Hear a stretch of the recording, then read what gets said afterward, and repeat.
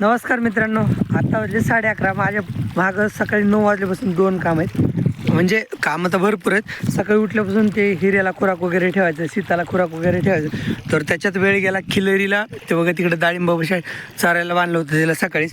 तर इथं चालू आहे आपला बोरवेलचं पाणी हे. तर इथं चालू आहे आपला खपली गहू भिजायला.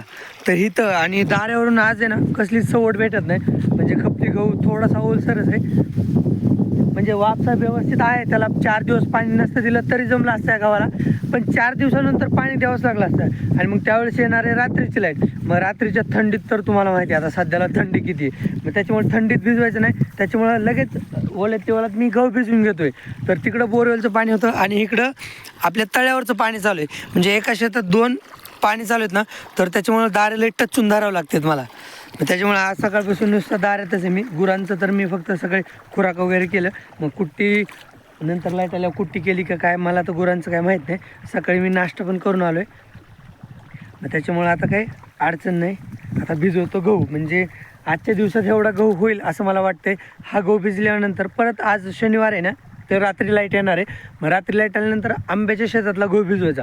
कारण की तो पण मागच्या रात्रीच्या लाईटीतच भिजवला होता, म्हणजे मागच्या हप्त्यात. तर मग परत या दिवसाच्या लाईटीचा पूर्ण हप्ता गेला ना, तर तो गहू पाण्याला आला आहे. तर तो गहू भिजवायचा. मला वाटते तो एका रात्रीत होईल गहू असं वाटतं मला. आजच्या रात्रीत होईल की नाही सांगता येत नाही, पण होईल असं वाटतंय. मग आजची रात्र मग परत 2-3 दिवस रात्रीच्या दाऱ्यावर नाही यायचं. 2-3 दिवस. मग त्याच्यानंतर गुरुवारपासून तर परत यावंच लागेल रात्रीच्या दाऱ्यावर. कारण की आज शनिवारी हो गहू भिजवला तर परत गुरुवारी हा गहू पाण्याला येईलच. परत तो आपला मोसंबीतला गहू पाण्याला येईल. हे दारे तर आता कंटिन्यू चालूच आहे जोपर्यंत हे पिकं काढणीला येत नाही तोपर्यंत. तर मी आलो इकडं दार बघायला. तर पाणी व्यवस्थित चाललंय बरं का. आज 2 मोटरचं पाणी चालू आहे ह्या गव्हाच्या शेतात. तर गव्हाचं शेत लवकर भिजायचं होईल.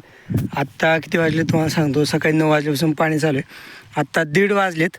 1-2 वाजेपर्यंत हे शेत भिजायचं होईल. त्याच्यानंतर तळ्याकाठच्या मोटरचं पाणी आंब्याच्या शेतात लावायचं आणि बोरची मोटर बंद करायची. कारण तिला आता सध्याला काही भिजायला नाही.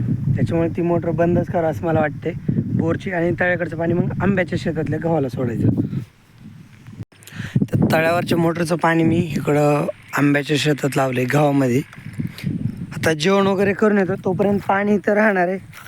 तर जेवण वगैरे करून येतो आणि बोरची मोटर बंद पण करतो कारण काही भिजायला नाही. तर त्याच्यामुळं इकडं बैल खात्यात. बैलाला टाकली कुट्टी खायला. कायच कुट्टी रे? वैरण. हा, वैरणची कुट्टी टाकली दोघांना खायला. हे आपलं गाजराचं शेत आहे ना, गाजराच्या शेताच्या कॉर्नरला आपला तो बोर आहे. त्याचं इथं स्टार्टर आहे. तर तो बंद करताना अगोदर हे बटन बंद करायचं लाल का, आणि त्याच्यानंतर इथलं बटन बंद करायचं. झाला बंद. मी नाही पण एक गाजर काढतो. म्हणजे एकतर मी अगोदरच काढलं आहे. आता हे निघतंय का बघतो. निघतंय. अरे खुडूनच निघलं हे. पण हे दुसरंवालं निघलं होतं ना, हे लय मोठं निघलं होतं. हे पहिलंवालं चांगलं निघलं म्हणून मी दुसरं काढलं तर हे खुडूनच निघलं.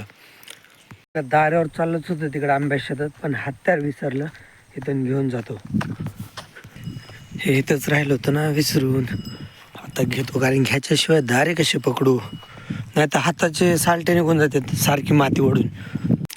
आता मी 1-2 जागेवर पाणी लावलं. म्हणजे थोडं इथं थोडं लावलं आहे आणि समोरून थोडंसं पाणी लावलं आहे. मी आता सगळे दारे वगैरे बघितलेत आणि रात्रीचे पण दारे देऊन ठेवले. दारे देऊन ठेवलेत म्हणजे जे शेवटला दारे होते ना, तर ते पुढं देऊन ठेवलेत. म्हणजे गहू मला माझ्या पाठीमागच्या बाजूनी असा इकडच्या बाजूनी तिकडं भिजवत जायचं मला. म्हणजे वरच्या साईडनं खालच्या साईडला गहू भिजवत जायचं.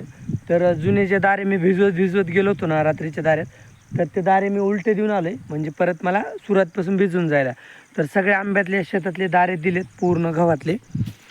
आणि आता 4 वाजलेत. मी घरी जातो. 1 तासभर पाणी ह्याच्यात राहणार आहे गव्हाच्या शेतात. पाणी कुठंच जाणार नाही.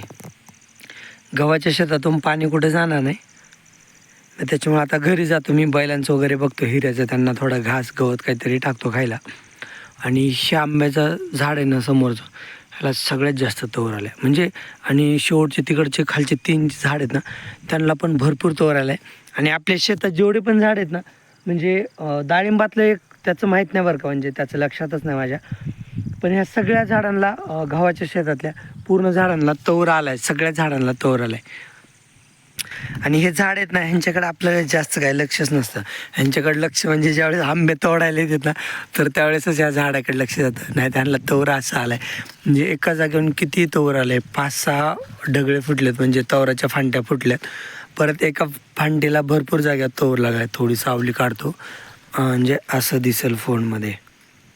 तर हे बघा असं लागलंय तऊर, छान मस्त लागलं, चांगलं लागलंय.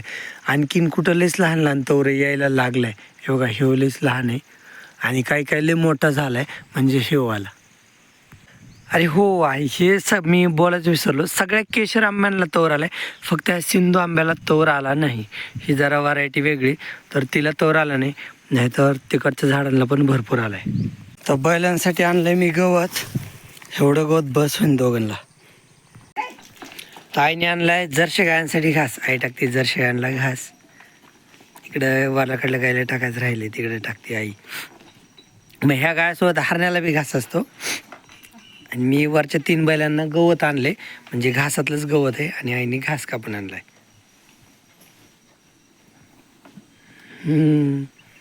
एवढा घास, आणि हे एवढं एक गटूड आणलं होतं आईने, तर ते 4 गुरांना टाकायचे. 3 मोठे गाय, 1 छोटी गाय आणि 1 छोटं गोर.